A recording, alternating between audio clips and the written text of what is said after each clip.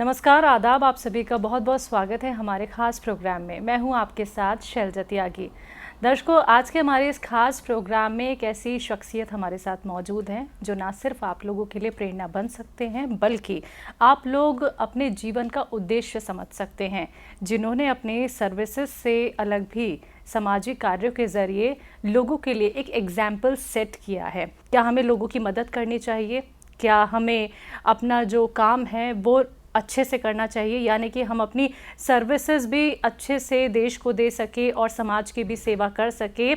ऐसा ही एक एग्जाम्पल जो सेट किया है, जी हाँ, मैं जिनकी बात कर रही हूँ वो हैं आईपीएस ऑफिसर करुणा सागर जी, जो ख़ास हमारे साथ मौजूद हैं खास बातचीत करने के लिए। जानेंगे उनका पूरा सफ़र कि आईपीएस बनने से पहले उनका क्या पूरा जीवन रहा, कैसी उनकी जर्नी रही, कौन कौन सी चीज़ों का उन्होंने सामना किया, कौन कौन सी परेशानियां उनके समक्ष आई, उन्होंने वो कैसे टैकल की। ये सारी बात हम उनसे करेंगे, लेकिन सबसे पहले मिलकर उनका स्वागत करते हैं। बहुत बहुत स्वागत है सर आपका, आपने अपना कीमती वक्त हमें दिया।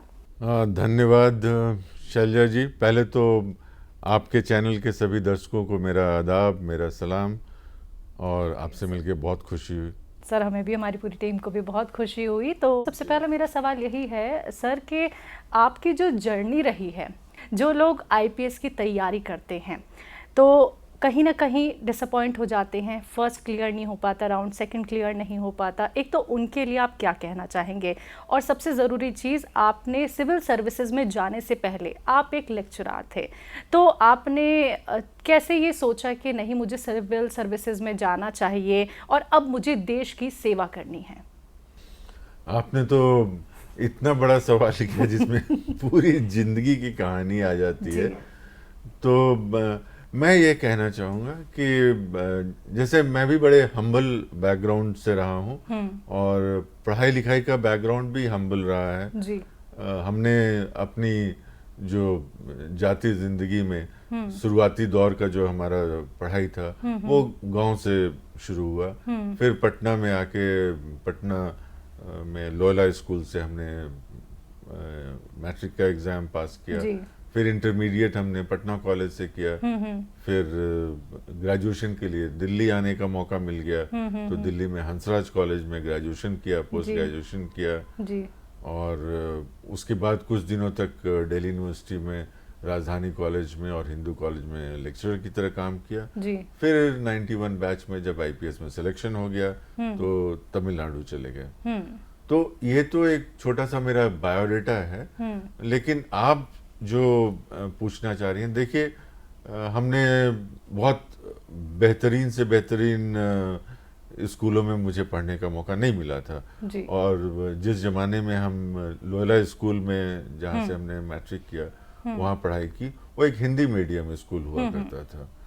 और उस समय कुछ ही गिने चुने स्कूल पटना में थे इंग्लिश मीडियम के। लेकिन हमने हिंदी मीडियम से पढ़ाई करने के बाद एक इंटरेस्टिंग दौर ये था कि जब हम +2 में पटना कॉलेज में आए तो वहाँ पर हमने इंग्लिश मीडियम चूज किया। वहाँ पर ऑप्शन हुआ करता था, हिंदी मीडियम में आप लिख सकते हैं एग्जाम और इंग्लिश मीडियम में लिख सकते हैं जी। तो हमने डिसाइड किया कि हम इंग्लिश मीडियम में लिखेंगे। और एक तरह का एक जुनून सवार हुआ कि अंग्रेजी सीखनी चाहिए, क्योंकि अंग्रेजी सीखने से आगे बहुत सारे रास्ते खुल जाएंगे। तो बड़ी मेहनत करके अंग्रेजी की कोशिश की और वहाँ के जो लेक्चरर्स थे वो लोग हिंदी और इंग्लिश मिक्स करके पढ़ाते थे। फिर हमने जो इंग्लिश की किताबें थी वो लाइब्रेरी से लेके और पढ़ाई शुरू की।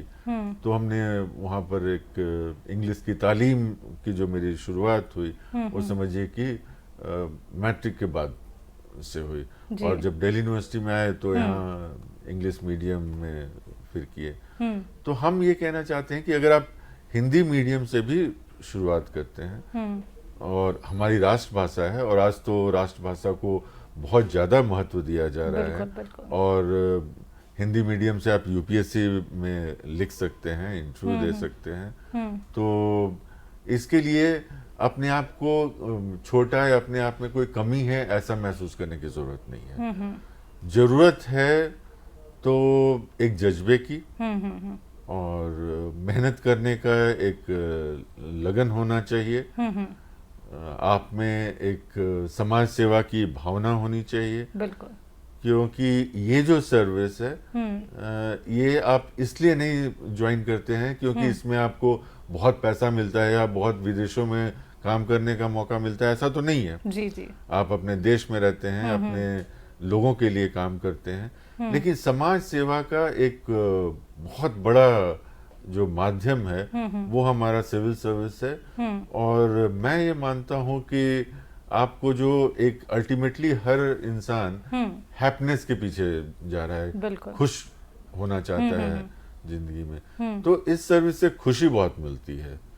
तो मेरा ये कहना है कि आप कहीं से भी शुरुआत किए हों, अगर आप मन बना लें कि हम अच्छा करेंगे या सिविल सर्विसेज में ही आएंगे, तो आपको कोई रोक नहीं सकता है। सही बात सर। सर 27 साल तमिलनाडु, अब दिल्ली में केंद्र की सेवा में है जी। कैसा अनुभव रहा तमिलनाडु का आपका, और दिल्ली में आके खुशी, घर वापसी हो गई है?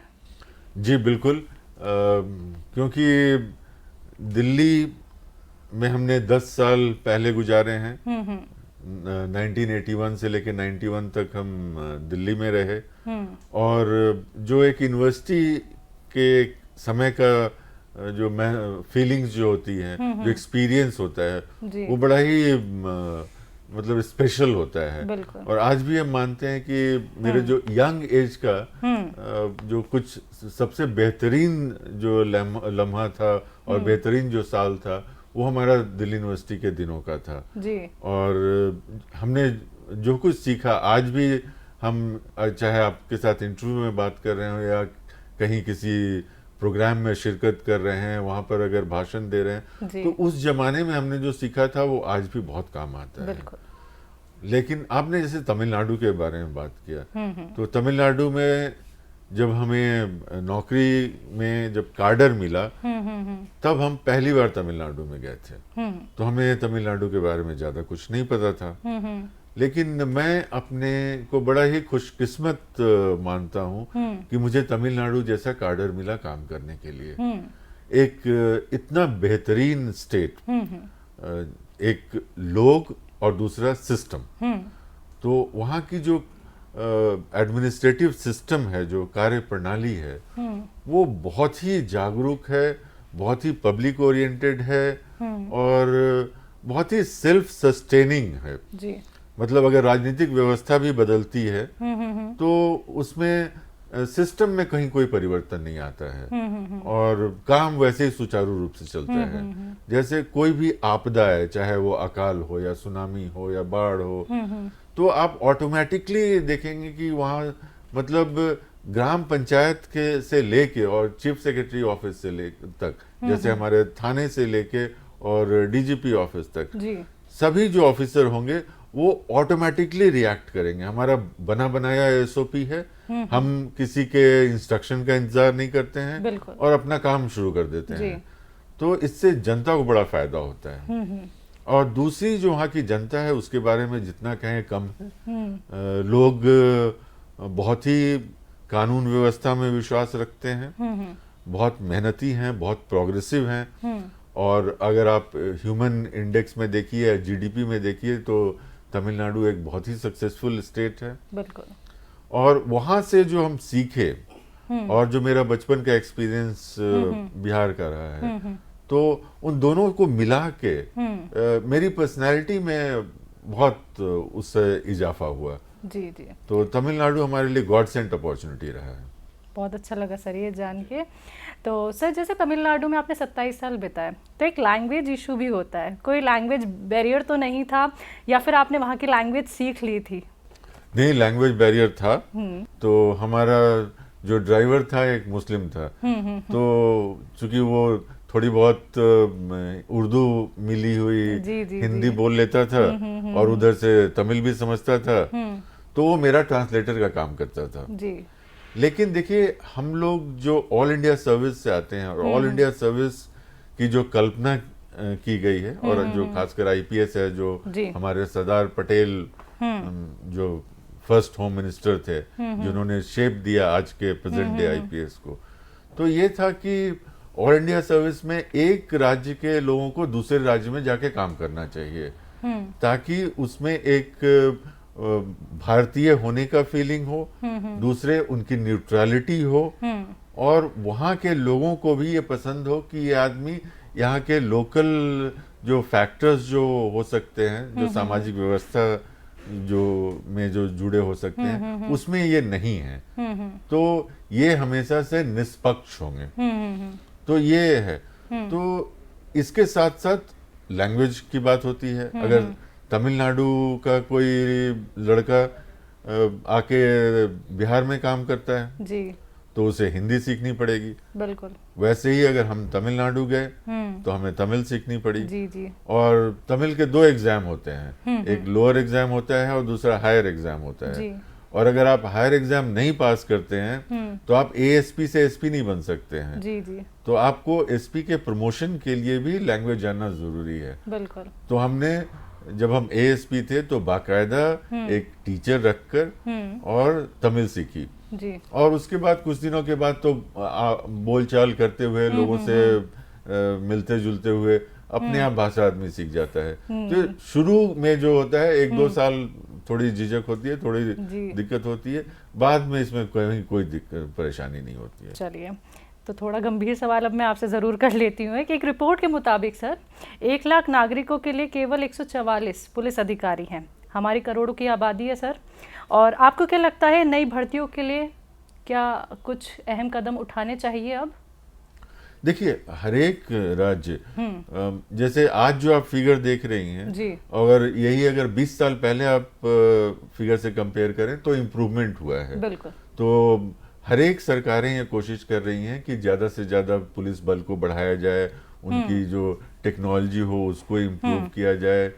तो हम ये नहीं कहते हैं कि हम आइडियल सिचुएशन में पहुंच गए, लेकिन हम आइडियल सिचुएशन की तरफ बढ़ रहे हैं। और इसीलिए आप देखी होंगी कि जब बाकी डिपार्टमेंट में भर्तियां कम हो गई, कोरोना काल में जब बहुत नहीं हो रही थी, तब भी हर जगह पर पुलिस में भर्तियां हो रही थी। और आज भी एक युवक या युवती के लिए एक पुलिस महकमा नौकरी का एक बहुत बड़ा साधन है। जी जी। तो सर, सारी चीज़ों में बदलाव तो हो रहे हैं जैसे कि आपने कहा, तो पुलिस विभाग में क्या कमी है, किन तब्दीलियों की ज़रूरत है, आप क्या सुझाव देना चाहेंगे? देखिए, कोई भी सिस्टम हो तो जैसे कहते हैं ना, there is a scope of improvement, तो हर सिस्टम में इम्प्रूवमेंट होता रहता है। और इसके लिए हर स्तर पर काम हो रहा है। जैसे हमारे केंद्र का एक मॉडर्नाइजेशन ऑफ पुलिस फंड है, जो एक बहुत बड़ा फंड है, और सारे स्टेट्स को दिया जाता है ताकि वो अपने सिस्टम को मॉडर्नाइज कर सके। नई जो टेक्नोलॉजिकल जो एडवांसमेंट हो रही हैं, चाहे वो गाड़ियों का हो या जो मशीन पुर्जे हैं, जो हम लोग बहुत सारी जो टेक्निक्स जो यूज करते हैं, हमारी जो फोरेंसिक कैपेबिलिटी है।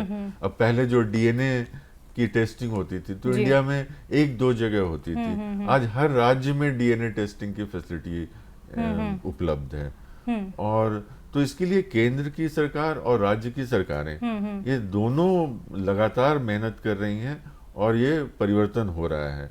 और आप ये भी महसूस की होंगी कि पिछले कुछ समय से पुलिस का जो एक एटीट्यूड है उसमें भी बहुत परिवर्तन आया है। आपने खुद प्रेस में रिपोर्ट किया होगा कि कोरोना के समय जैसे तो पुलिस का जो रोल रहा उसको लोगों ने बहुत ही सराहा, और बड़ी पुलिस ने शिद्दत के साथ काम किया था।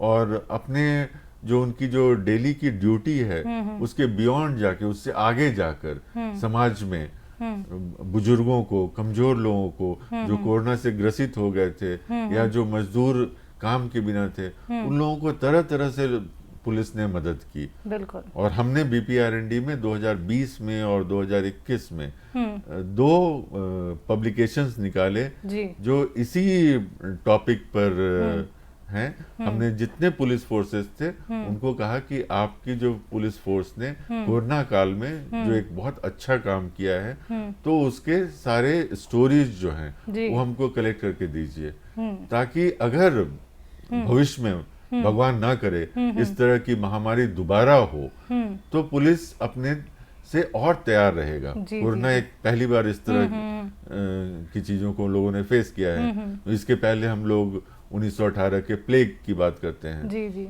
लेकिन उस समय के लोग तो आज हैं नहीं जी। तो पुलिस की छवि भी बदल रही है, पुलिस की जो टेक्नोलॉजिकल कैपेबिलिटी है वो भी बदल रही है, और आज का पुलिस पहले से कहीं बेहतर, मॉडर्नाइज्ड और वेल इक्विप्ड है। बिल्कुल सही बात आपने कही है, क्योंकि अब लोगों का नज़रिया भी बदला है पुलिस को लेके। सर, आप जैसे ऑफिसर्स जब आते हैं तो लोगों की एक्सपेक्टेशंस और बढ़ जाती हैं कि हमें न्याय ज़रूर मिलेगा।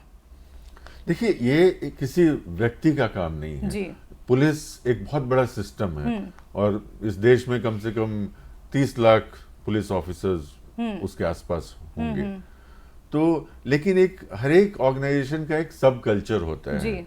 और आज जो हमारी सोच है, जो जनता के साथ डील करने का जो तरीका है, उसमें बहुत ही परिवर्तन आया है जी। और उसका कारण है कि आज जागरूकता, मीडिया का बहुत अहम रोल है जी। हमारे जो ह्यूमन राइट्स की जो बातें हो रही हैं उसका रोल है, कोर्ट्स का रोल है, और जो नागरिक हैं उनको अपने अधिकारों के प्रति पहले से कहीं ज्यादा जागरूकता हुई है जी। तो आज जो हमारे पास लोग आते हैं वो अपने अधिकारों को भी समझते हैं। बिल्कुल। तो वो जो एक माई बाप सरकार वाला जो पुराना कॉन्सेप्ट था वो आज नहीं है। आज पुलिस रूल नहीं करती है जी। वो रूलिंग का इंस्ट्रूमेंट नहीं है। आज हम सर्विस ओरिएंटेड हैं, हम सेवक हैं और जनता को सेवा करना चाहते हैं। हमारे लिए जनता एक क्लाइंट है जिसका सेटिस्फैक्शन जो है वो हमारे लिए बहुत अहमियत रखता है जी। तो इन सारी चीजों से जुड़कर आज जो पुलिस का काम करने का जो तरीका है वो पहले से कहीं अलग है। चलिए सर, अब मैं ये ज़रूर जानना चाहूँगी, कोविड का जब टाइम चला था, जब लोगों के पास सुविधाएं नहीं थी, ज़रूरत की चीज़ों के लिए तरस गए थे, आप एक तरफ देश की सेवा भी कर रहे थे, दूसरी तरफ हमने आपका एक सॉफ्ट कॉर्नर भी देखा उन लोगों के लिए जो घर वापसी नहीं कर पा रहे थे, घर जाने के लिए तरस गए थे, उनको आपने सुविधाएं प्रोवाइड कराई, आपने उन्हें किट भी प्रोवाइड कराई और ऑक्सीजन सिलेंडर का भी हर एक सुविधा आपने उनके लिए पर्सनली तौर पे की। और ये नरम दिल और गरम मिजाज समझ में आना थोड़ा मुश्किल है, आप ही से जानना चाहूँगी, क्योंकि आपकी दबंगइयों के किस्से भी मैंने बहुत सुने हैं। देखिए, दोनों में कोई अंतर नहीं है जी। जैसे आपने कहा कि आप एक टफ कॉप माने जाते हैं, तो मेरी समझ से जब हमने पुलिस की सेवा ज्वाइन की है और हमारा जो महकमा है, तो हमारा मोटो क्या है? मोटो ये है कि समाज का जो आम नागरिक है वो संतुष्ट हो, वो सुरक्षित महसूस करे, रात में अच्छी तरह से सोए जी। अपने ऑफिस से जाने में के समय या बच्चियां जब स्कूल कॉलेज जाते हैं तो उन्हें कोई दिक्कत नहीं हो जी। तो ये पुलिस का काम है। और दूसरा, जो ऐसे तत्व हैं जो कानून व्यवस्था पर विश्वास नहीं करते हैं जी। तो ऐसे तत्व को कानून से डरना चाहिए जी। तो ये पुलिस का काम है और इसके लिए हमें स्ट्रिक्ट होना पड़ता है, क्योंकि कानून का तभी बोलबाला होगा जब आप स्ट्रिक्ट होंगे और एक लोगों में छवि होगी कि यहाँ जो अधिकारी है वो इस बात को महसूस करता है कि कानून मजबूत हो और कानून का सख्ती से पालन हो जी। तो वो एक अलग चीज है। दूसरा, जो सामाजिक सेवा, सामाजिक कार्यों की आप बात कर रही हैं, तो हमने नौकरी जो की वो भी सेवा भावना से की कि जो आम आवाम है उसको जितनी भी सेवा मिल सके। और चूंकि हम कहीं न कहीं हमारा अपना घर है, उससे जुड़ाव है, जैसे जहानाबाद और अरवल डिस्ट्रिक्ट जो है बिहार में, तो हम वहाँ से आते हैं और वहाँ के लोग हमारे अपने लोग हैं। तो जब भी वहाँ पर लोगों को कुछ कमी महसूस होती है या किसी तरह के मदद की ज़रूरत महसूस होती है, तो उसमें मैं अपने दोस्तों के साथ मिलके और एक्टिवली कोशिश करता हूँ कि वहाँ पर जिस तरह की ज़रूरत हो उस ज़रूरतों को पूरा किया जाए। जी। तो एक ये छोटी सी पहल है। जी। मेरे पास बहुत रिसोर्सेज नहीं है और बहुत बड़ा सिस्टम नहीं है, लेकिन एक छोटी सी पहल करके उनको खुशी देता हूँ और खुद को बहुत खुशी मिलती है, बहुत संतुष्टि होती है। बिल्कुल। भारत गौरव अवार्ड से भी सर आपको सम्मानित किया गया है, सरफराज किया गया, उसके लिए हमारी पूरी टीम की तरफ से आपको बहुत बहुत बधाई सर। आपने जो समाज में इतना बड़ा काम किया है और मीडिया जगत हो या फिर समाज के तौर पे आपको लोग हमेशा ही याद रखते हैं और रखते आएंगे। मैं आपसे अगला सवाल अपना यही करने वाली हूँ कि आपने जितनी भी अभी तक की अपनी जर्नी देखी है, चाहे वो तमिलनाडु की हो चाहे वो दिल्ली की हो, कुछ ऐसा एक्सपीरियंस रहा आपका इंटरेस्टिंग जो आपने कभी एक्सपेक्ट ना किया हो और वो हो गया हो, किसी ने आपको क्रिटिसाइज़ किया हो, या फिर कुछ बहुत अच्छा सा आपका एक्सपीरियंस रहा हो जो आपने कभी सोचा नहीं था, वो भी हम जानना चाहेंगे। देखिए, पुलिस की नौकरी ऐसी है जी कि आपको क्रिटिसिज्म भी मिलता है और लोगों की अच्छी बातें भी सुनने को मिलती हैं और भरपूर होता है, जिसको बोलते हैं ना ब्रिक्स एंड बुकेज, तो वो भरपूर संख्या में मिलता है और हमारे साथ भी ऐसा ही रहा है। जब नौकरी की शुरुआत की, कुंभकोणम एक सब डिवीजन था, तो वहाँ से ही हमारी पुलिस की रियल जर्नी शुरू हुई। तो वहाँ भी कुछ लोग थे जो लोग हमसे नाराज थे क्योंकि वो जैसा करना चाहते थे हम उसके बीच में राह में उनके रोड़े थे। अच्छा। तो उनकी नाराजगी भी महसूस करनी पड़ी और झेलनी भी पड़ी। कई बार लोगों ने कुछ झूठे मुकदमे वगैरह भी किए।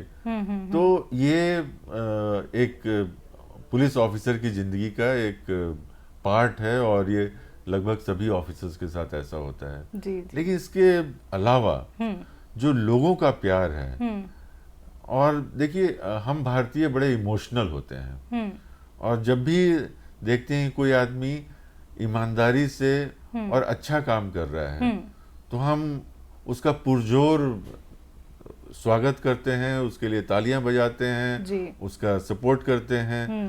तो ये जिंदगी में चलता आया है। जी बिल्कुल सर। जो यंगस्टर आपको सुन रहे हैं, यूथ के लिए आपसे ज़रूर मैं मैसेज लेना चाहूँगी, जो लोग आईपीएस बनने की सोच रहे हैं, आईपीएस की तैयारी कर रहे हैं। अच्छा, मन में एक सवाल आता है कि चलिए एग्ज़ाम तो क्लियर हो जाएगा, लेकिन अब इंटरव्यू कैसे पास करें, क्योंकि एक नहीं, दो नहीं, तीन नहीं, चार हमारे आगे गेस्ट बैठे होते हैं जो हमसे कई तरीके के सवाल करते हैं। तो वो भी मन में एक स्टूडेंट्स के डर होता होगा। ऐसा कुछ एक्सपीरियंस भी आपके साथ रहा? और जो स्टूडेंट्स अभी तैयारी कर रहे हैं और मन में ये सवाल है कि वो इंटरव्यू हम कैसे क्लियर करें, तो उनको आप क्या कहना चाहेंगे? देखिए, जब आप इंटरव्यू तक पहुंचते हैं इसका मतलब आपने बहुत मेहनत की है। आपने प्रीलिम्स पास किया, आपने मेंस पास किया और इंटरव्यू तक पहुंचे हैं जी। इसका मतलब कि आपका अपने सब्जेक्ट पर अच्छा कमांड है, आपका जनरल नॉलेज बढ़िया है। तो ये दो चीजें तो आपकी तैयार हैं। बिल्कुल। इंटरव्यू के लिए कुछ छोटी छोटी चीजें तैयार करनी पड़ती हैं, जैसे आपका बैकग्राउंड का जो इन्फॉर्मेशन है जी। आप जहाँ से आते हैं, जहाँ आपने पढ़ाई लिखाई की है, यहाँ तक कि जो कॉलेज या स्कूल का जो नाम अगर है उसमें कोई खासियत है, हो सकता है इंटरव्यू में उसके बारे में भी सवाल आ जाए। आपकी जो हॉबीज है, आपको हमेशा वहाँ पर लिखना पड़ता है फॉर्म में कि आपकी हॉबी क्या है। जी। तो आप मान के चलिए कि आपकी हॉबी पे कुछ क्वेश्चंस जरूर होंगे, लेकिन हम ये बताना चाहेंगे कि इंटरव्यू जो लोग लेते हैं वो बहुत ही सीनियर लोग होते हैं, बड़े स्कॉलरली लोग होते हैं, सीनियर एडमिनिस्ट्रेटर्स होते हैं, प्रोफेसर्स होते हैं। तो वो आपको परेशान करने के लिए इंटरव्यू नहीं ले रहे हैं, वो आपका जो सबसे बेहतरीन जो आपका पार्ट है उसको निकालने की कोशिश करते हैं और इसका पूरा का पूरा मौका देते हैं। जनरली ये होता है कि इंटरव्यू किसी लाइट क्वेश्चन से शुरू किया जाता है, जी। जिसमें आप शायद कुछ मुस्कुरा पाएं, आप अपने बारे में कुछ बोल सकें, ताकि आप जो इंटरव्यू रूम में घुसने के पहले जो टेंशन होता है उससे आप बाहर आ जाते हैं, और उसके बाद वो फिर सब्जेक्ट और करंट अफेयर्स और इन चीज़ों के बारे में बात करते हैं, और वो भी वैसी चीज़ों के बारे में पूछेंगे जो आपके बैकग्राउंड में है, जिससे आपने ग्रेजुएशन किया, जिसने आपने +2 किया, या जो जिस सब्जेक्ट्स की आपने पढ़ाई की, या जिस इलाके से आप आते हैं। तो एक ये ओवरऑल पिक्चर होता है। तो मैं कहूँगा कि इंटरव्यू के लिए तैयारी करनी चाहिए, लेकिन टेंशन नहीं लेना चाहिए, क्योंकि इंटरव्यू में कोई भी आपको टेंशन करने की कोशिश नहीं करता, टेंस करने की कोशिश नहीं करता है, और इंटरव्यूअर ये चाहता है कि आप जितना भी रिलैक्स होके और उनके सवालों का जवाब दें। कौन से अटेम्प्ट में ही आईपीएस क्लियर कर लिया था? मैंने सेकेंड अटेम्प्ट में किया था। हाँ। और सेकेंड अटेम्प्ट मेरा सीरियस अटेम्प्ट भी था, जब हम अच्छा, फर्स्ट आपका ट्रायल था। जी, उसमें हमने ज़्यादा मेहनत की थी, और उसके बाद मेरा हो गया था सेकेंड अटेम्प्ट में। जी। जब आपने सिविल सर्विसेज की तैयारी की तो आपने शादी के बाद ये सोचा, शादी के बाद आपने प्रिपरेशन शुरू करी, तो एक तरफ फैमिली होती है, एक तरफ अपनी स्टडी होती है, और उसके ऊपर आप मैरिड हैं, जिम्मेदारियां भी हैं, पढ़ाई भी करनी है, क्लियर भी करना है एग्ज़ाम, आईपीएस भी बनना है, तो फैमिली का सपोर्ट कितना रहा, वाइफ का, बच्चों का, तो वो टाइम कैसा था सर आपका? नहीं, जब हम प्रिपेयर कर रहे थे तो हम थे और हमारी वाइफ थी जी, और था कि उस अटेम्प्ट में करना ही करना है। ठान लिया था जी। और मेरे पिताजी ने मेरे को उस समय बड़ा इंस्पायर किया था कि एक बार मेरे मतलब कहने से, मेरी इच्छा से एक बार सीरियसली एग्जाम दे दो। पर वो तो चाहते थे डॉक्टर बने आप। वो शुरू में चाहते थे डॉक्टर बनना, तो वो राह तो हमने मैट्रिक के बाद चेंज कर ली थी। ठीक है। तो बाद में उन्हें भी अच्छा लगने लगा, और चूंकि हमारा एकेडमिक्स बड़ा अच्छा रहा, तो इसलिए पिताजी खुश रहते थे हमसे कि हमने बड़ी, चाहे वो ग्रेजुएशन हो या +2 हो या पोस्ट ग्रेजुएशन हो, हर समय हमने अच्छे मार्क्स लाए, यूनिवर्सिटी में अच्छा पोजीशन रहा मेरा जी। तो इसलिए सीरियसली पढ़ना था, और चूंकि हमारी वाइफ भी हैं तो लाइक माइंडेड हैं, दिल्ली में बचपन उन्होंने भी गुजारा है, हमने हंसराज कॉलेज से पढ़ाई की है, उन्होंने स्टीफन से पढ़ाई की थी, तो वो उनका सब्जेक्ट इंग्लिश लिटरेचर है जी जी, और मेरा हिस्ट्री रहा है। तो शादी के बाद हम दोनों अकेले थे, तो मैं उनके साथ बैठ के प्रैक्टिस करता था। जैसे जो बुक पढ़ना है तो हमने बुक पढ़ लिया, और उसके बाद उनको सुनाता था उसके बारे में जी। और वो उन्होंने जो सवाल करती थी उसका जवाब देते थे। तो मेरा प्रिपरेशन आपस में हम दोनों मिलके कर लेते थे। अच्छा। तो इसलिए मतलब कहीं दिक्कत नहीं, इनफैक्ट और बड़े अच्छे माहौल में हम पढ़ाई कर पाए थे। तो दर्शकों, आप सभी ने सुना अभी आईपीएस ऑफिसर करुणा सागर जी को, जिन्होंने बताया कि अगर आप लोग कुछ भी दृढ़ संकल्प लेते हैं, निश्चय कर लेते हैं, ठान लेते हैं, तो यकीनन आप अपनी मंजिल को पा सकते हैं। लेकिन उसके लिए आपको खुद पे भरोसा और विश्वास होना बहुत ज़रूरी है। देखिए, कठिनाइयाँ हर एक फील्ड में होती हैं, लेकिन जब आप लोग कदम अपना आगे बढ़ाते चलते हैं तो यकीन मानिए आप हर एक मंजिल को पा सकते हैं और हर एक सफलता पा सकते हैं। तो आज के इस खास कार्यक्रम में बस इतना ही। मुझे भी दीजिए इजाजत। नमस्कार, आदाब।